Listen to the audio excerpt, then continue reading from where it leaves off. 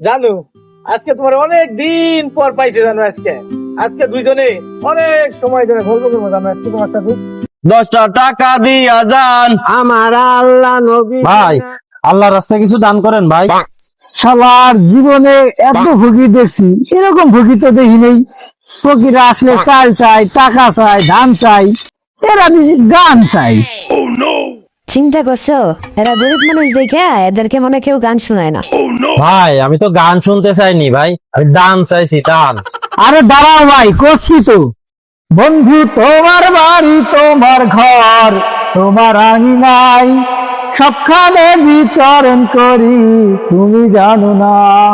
ভাই গান শুনতে চাইনি, চাইছি দান দান।